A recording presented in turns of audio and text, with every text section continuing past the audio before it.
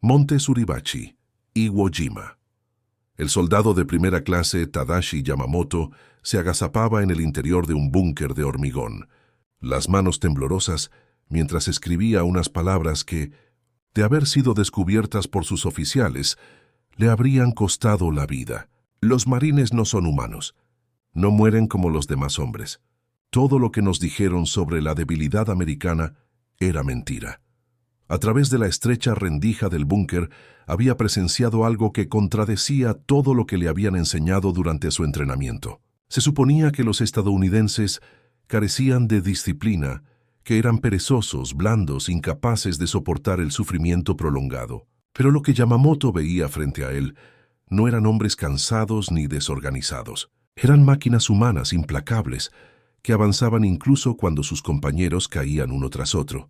Las explosiones sacudían la tierra, el aire estaba saturado de humo y polvo volcánico. Desde su posición elevada, podía ver el mar cubierto de embarcaciones estadounidenses, más de las que jamás habría imaginado que un solo país pudiera reunir. Cada ola traía más hombres, más tanques, más fuego.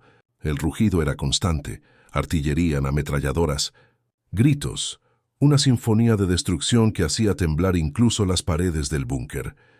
Yamamoto había escrito en su cuaderno clandestino durante semanas, registrando no solo los movimientos enemigos, sino sus pensamientos, sus dudas, sus miedos. Lo hacía en secreto, porque admitir el miedo equivalía a una confesión de debilidad, y en el ejército imperial japonés la debilidad era inaceptable. Había visto a oficiales golpear a soldados por menos. Había visto ejecuciones sumarias por cobardía, pero ahora incluso el más fanático de sus compañeros no podía ocultar lo evidente. El enemigo no se detenía. Un proyectil cayó cerca, haciendo vibrar la estructura. El polvo cayó del techo, mezclándose con el sudor en la cara de Yamamoto. En el fondo del túnel un sargento gritó: «¡Todos a sus puestos! Van a intentar subir de nuevo». Yamamoto dejó el cuaderno, tomó su fusil Arisaka y corrió hacia la abertura del búnker. A través del humo, distinguió siluetas moviéndose cuesta arriba bajo el fuego cruzado. Eran marines, avanzando en pequeños grupos, cubriéndose unos a otros con precisión casi mecánica. No gritaban, no vacilaban.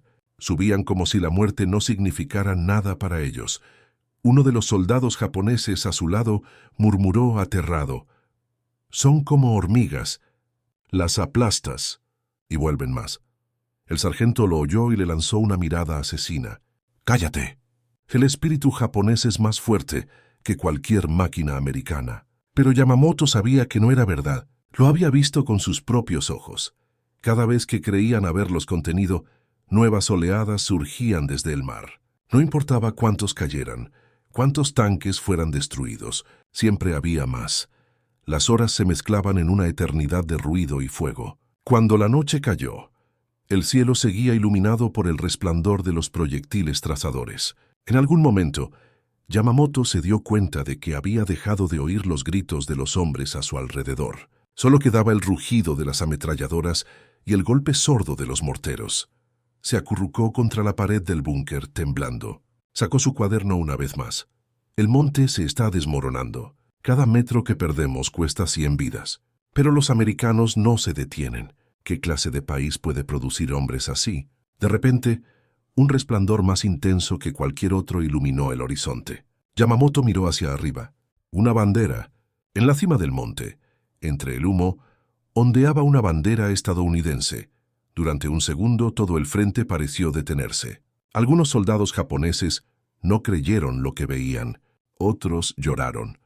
Yamamoto, sin entender del todo por qué, sonrió débilmente. Era el final.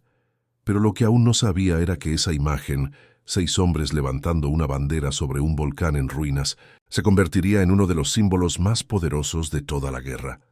El humo seguía cubriendo el monte cuando los disparos cesaron poco a poco. Durante unos segundos, un silencio extraño se extendió sobre las laderas ennegrecidas, roto solo por el crepitar de la pólvora ardiendo. Yamamoto miraba hacia arriba, hacia aquella diminuta bandera que ondeaba contra el viento cargado de ceniza.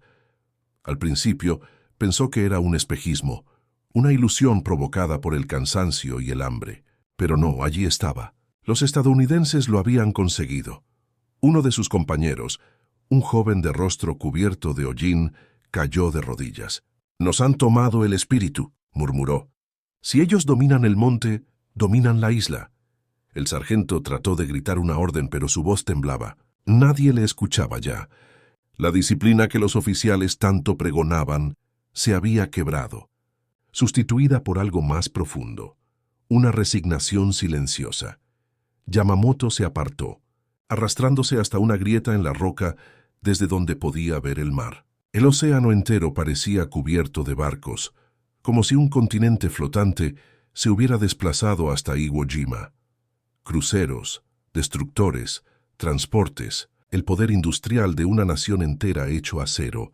Pensó en su padre, que le había dicho antes de partir: «Recuerda, hijo, un japonés jamás se rinde». Ahora, mirando ese horizonte imposible, Yamamoto se preguntaba si esas palabras seguían teniendo sentido. Por la radio del búnker llegaron voces nerviosas, órdenes de resistir, de contraatacar, de morir antes que ceder, pero todos sabían que la montaña había caído. Las horas siguientes se convirtieron en una pesadilla confusa. Los estadounidenses consolidaban posiciones, mientras los japoneses, escondidos en túneles y cuevas, lanzaban ataques suicidas que apenas cambiaban nada. Cada explosión hacía temblar el suelo. Cada túnel se llenaba de humo y sangre. El aire se volvió irrespirable.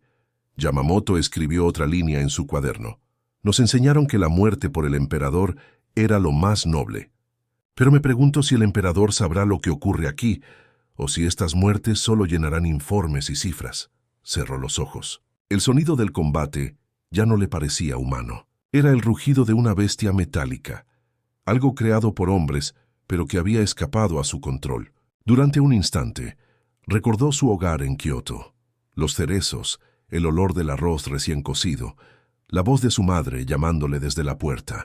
Todo eso parecía pertenecer a otra vida, a otro mundo. Un estallido cercano lo devolvió a la realidad. Un proyectil había abierto una grieta en la entrada del búnker. El sargento cayó al suelo sin rostro. El aire se llenó de polvo, y Yamamoto instintivamente se cubrió el cuaderno con el cuerpo, como si fuera su bien más preciado. Horas más tarde, cuando el ruido cesó de nuevo, escuchó algo que no había oído en días. Voces en inglés fuertes, seguras, acercándose. «Move up, keep your eyes open». Los marines avanzaban entre los cuerpos, revisando cada túnel. Yamamoto sabía que era cuestión de minutos antes de que lo encontraran. Pensó en disparar, en cumplir la orden de morir combatiendo. Pero sus manos no obedecían. Estaban agotadas, vacías. Dejó el fusil en el suelo. Sacó su cuaderno una última vez. Si alguien encuentra esto, sabrá que no todos los japoneses luchamos por odio. Algunos solo queríamos sobrevivir un día más bajo el sol. Guardó el cuaderno bajo una piedra suelta en la pared del búnker y se quedó esperando. Cuando los pasos se acercaron, cerró los ojos. Una voz retumbó en la oscuridad. «We got one alive here». Yamamoto abrió los ojos lentamente. Frente a él, un marine estadounidense apuntaba con su rifle, pero no disparaba. Había cansancio en sus ojos, el mismo cansancio que él sentía. Por un momento, ambos hombres simplemente se miraron, separados por un idioma y una guerra, pero unidos por la misma fatiga. El marine bajó el arma y llamó a sus compañeros. Yamamoto no entendía las palabras, pero comprendió el tono. No iba a morir. Al menos no ese día. Fuera, el viento seguía agitando la bandera en la cima del monte. Días después, el monte Suribachi estaba completamente bajo control estadounidense. Los restos del ejército japonés se escondían en las entrañas de la isla, resistiendo en túneles y cuevas que parecían no tener fin. Pero la batalla, al menos en la superficie, había terminado. Entre los prisioneros capturados, solo unos pocos seguían con vida. El soldado de primera clase Tadashi Yamamoto estaba entre ellos. Había sido llevado a una zona improvisada de detención cerca de la playa, custodiado por marines exhaustos pero vigilantes. El sol caía con fuerza y el aire olía a sal, humo y muerte. Un traductor japonés que trabajaba con los estadounidenses se acercó a él. «Nombre», dijo en japonés. «Yamamoto Tadashi», respondió con voz débil. «¿Rango?» «Soldado de primera clase». «¿Qué hacías en el monte?» «Sobrevivir». El traductor lo miró en silencio unos segundos, sorprendido por la sinceridad de aquella respuesta. No había rastro de arrogancia, ni del fanatismo que muchos oficiales estadounidenses esperaban encontrar en los prisioneros japoneses. Solo cansancio. Mientras tanto, un grupo de marines inspeccionaba los túneles cercanos. Entre los restos de munición, ropas chamuscadas y cuerpos calcinados, uno de ellos encontró un pequeño cuaderno cubierto de polvo volcánico. Lo entregó a su superior, que a su vez lo llevó al traductor. El cuaderno de Yamamoto. Las primeras páginas estaban manchadas de sangre y humedad, pero las palabras eran legibles. El traductor las leyó en voz baja, y cuanto más avanzaba, más se le tensaba el rostro. Cuando terminó, miró a los oficiales americanos que lo observaban con curiosidad. «¿Qué dice?», preguntó uno. El traductor tardó unos segundos en responder. «No es un registro militar, es un diario». Abrió una página al azar y leyó en voz alta. «Nos enseñaron que los americanos eran débiles, pero son como el hierro, caen y se levantan. Si el espíritu japonés es nuestra fuerza, entonces su fe en la victoria es su armadura». Los marines guardaron silencio. Uno de ellos murmuró, «That's something». El traductor siguió leyendo, pasando páginas con cuidado. «He visto morir a tantos hombres que ya no siento nada. Pero cuando miro hacia el mar y veo esa flota infinita, pienso que ningún soldado, por valiente que sea, puede detener a un país entero». Algunos de los marines se miraron entre sí. Muchos de ellos habían perdido amigos en aquel monte, en aquella batalla infernal. Pero esas palabras, escritas por un enemigo, los tocaban de un modo inesperado. No era propaganda, era la confesión de un hombre que había comprendido la magnitud de lo que enfrentaba. Esa misma tarde, un oficial estadounidense se acercó al prisionero. «¿Tú escribiste esto?», le preguntó el traductor. Yamamoto levantó la vista, sorprendido. Dudó unos segundos antes de responder. «Sí». «¿Por qué lo hiciste?». «Porque quería recordar, no solo la guerra, sino lo que sentía mientras la vivía». El oficial asintió lentamente. «Tu guerra ha terminado», dijo el traductor.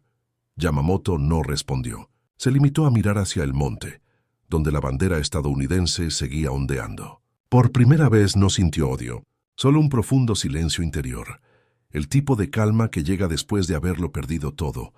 Semanas más tarde, el cuaderno de Yamamoto fue enviado a una base estadounidense en Guam, donde los traductores del servicio de inteligencia lo estudiaron cuidadosamente. No contenía información militar de valor, pero sí algo mucho más raro. Una ventana al alma de un enemigo. Uno de los analistas escribió en su informe: «Si este diario refleja el pensamiento de más soldados japoneses, entonces quizá haya esperanza de que un día comprendan que la guerra no fue una prueba de honor, sino una tragedia compartida».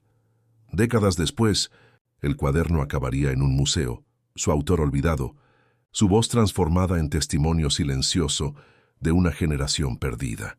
Entre las vitrinas llenas de cascos oxidados y fotografías en blanco y negro, sus palabras seguían allí, intactas. El monte se desmorona, los hombres también. Pero tal vez algún día alguien lea esto y entienda que incluso en medio del odio todavía podíamos reconocer el valor del otro. Años después, Japón ya no era el mismo país que había enviado a Tadashi Yamamoto a morir en una isla volcánica del Pacífico. Las ruinas habían sido reemplazadas por rascacielos, los campos devastados por autopistas y el sonido de los bombardeos por el murmullo constante de la vida moderna. Pero para Yamamoto, la guerra nunca terminó del todo.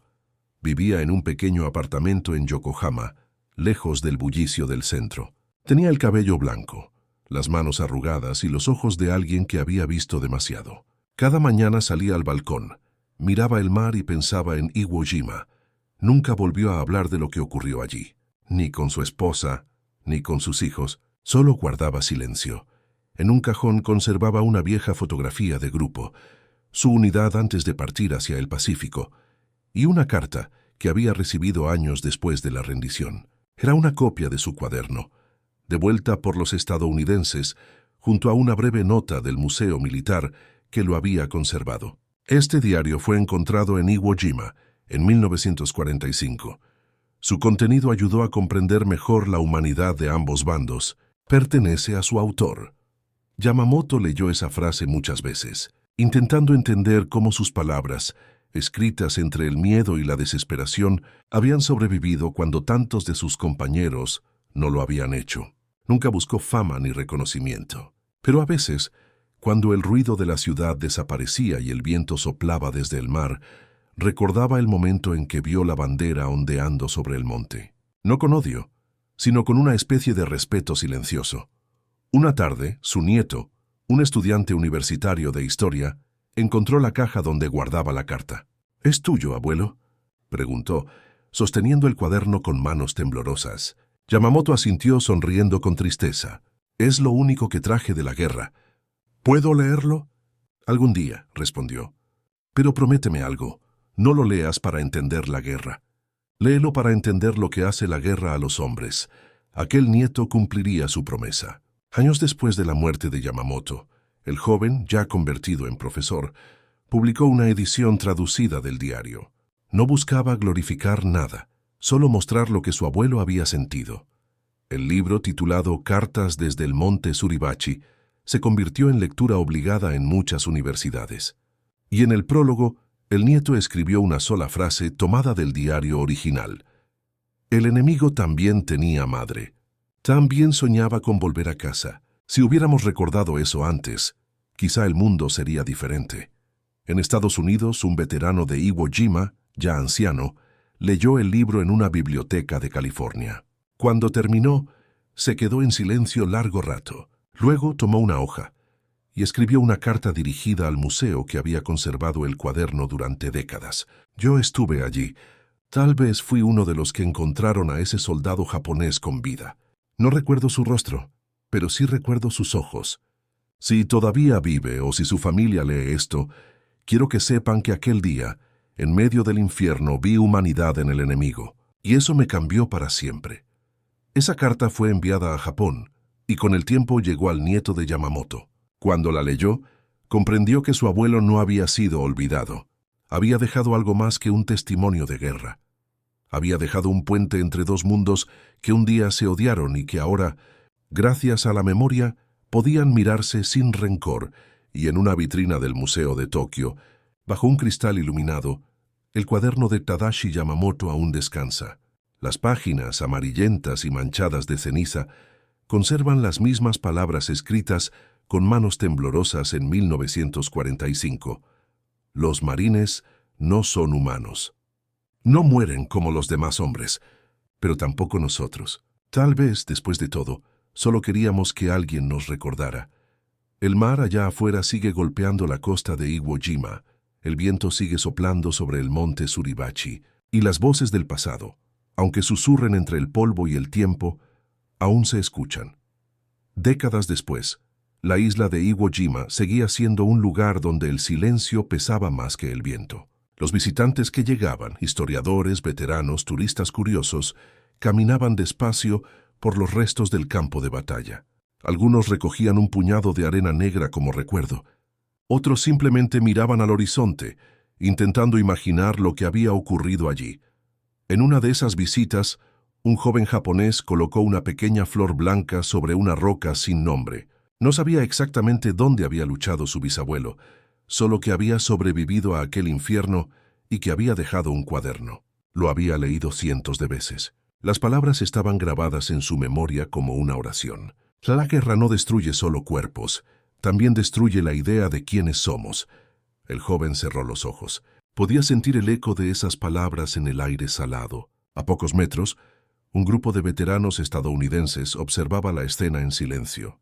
Uno de ellos, un anciano de más de 90 años, se apoyó en su bastón y murmuró a su nieta: «Éramos solo chicos, todos nosotros». La nieta, que grababa la visita con su cámara, le preguntó: «¿Conociste a algún soldado japonés?». El anciano asintió lentamente. «Sí, y nunca lo olvidé». Lo que ninguno de los dos sabía era que aquel hombre había sido el marine que encontró con vida a Tadashi Yamamoto en 1945. Había pasado su vida intentando recordar su rostro, pero con los años la imagen se había desvanecido, sustituida por una sensación, la de mirar a los ojos de un enemigo y ver, por primera vez, algo más que miedo. Esa noche, En su habitación de hotel, el anciano vio una entrevista en televisión sobre un nuevo documental japonés titulado El diario de Iwo Jima. Mostraban el cuaderno, cuidadosamente restaurado, y el presentador hablaba de su autor, un joven soldado japonés que había dejado constancia de su humanidad en medio del horror. Cuando escuchó el nombre Tadashi Yamamoto, el veterano dejó de respirar por un segundo. Pidió al personal del hotel que le ayudaran a escribir una carta al museo japonés que conservaba el diario. Era corta, escrita con manos temblorosas. Yo estuve allí el día en que lo encontraron. Nunca disparé. Quiero agradecerle por lo que escribió. Sus palabras me ayudaron a comprender lo que significa la compasión, incluso en la guerra. La carta llegó semanas después al museo. La directora, emocionada, decidió exponer una copia junto al cuaderno original. Y así, por primera vez en la historia, un testimonio japonés y una carta estadounidense quedaron una al lado de la otra, bajo una misma luz.